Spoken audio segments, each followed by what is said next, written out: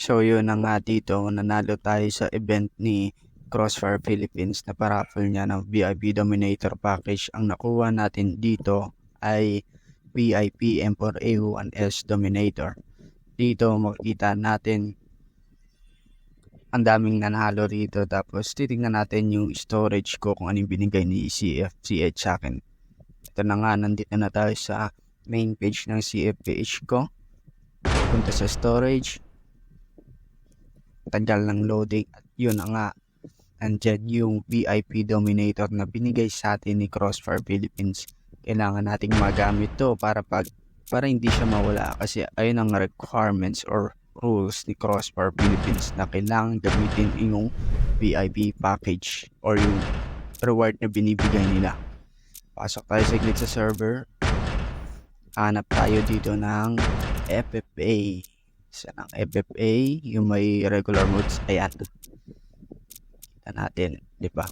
Actually package pa siya. Bala ko siyang bilhin yung set B at set C na may pistol, na may melee, na may bomba. Ayun talagang habol ko, bomba at yung pistol na VIP.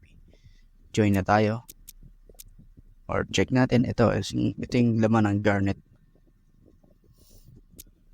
Yan, sa mga gusto mag-spin at mas mapamura or kung may swerte kayo, pwede naman doon. Then dito sa VIP package, ito na nga yung set D. Favorite natin yung set B, yan, diba?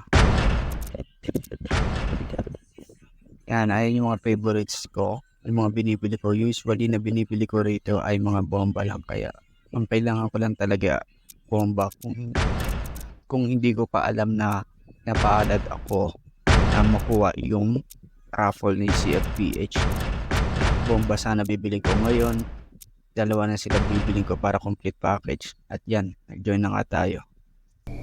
So yun na nga, kung mapapansin nyo, dito tayo nag-join sa may ZA. Wala lang, gusto ko lang dito mag-join at ipakita yung rifle na to, kasi para makapag-quit at walang tagdag bad record sa account.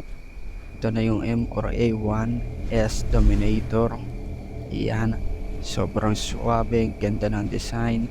Ganito siya guys pagka tinadraw. Ganyan. Ito naman siya pag pinapire.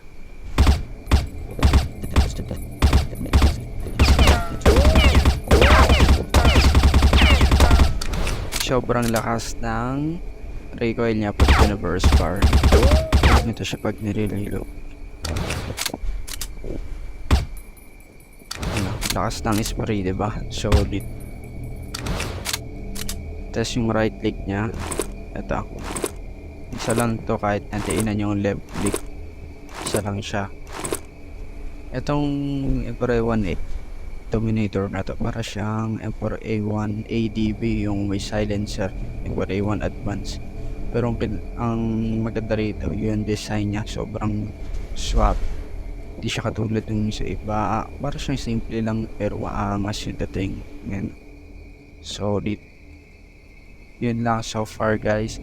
Thank you so much, and by the way, thank you so much kay Crossfire Philippines. Diyan naman sa mga may galit sa akin, yung DCX Squads, clan ng mga tae, umiyak lang kayo ng umiyak.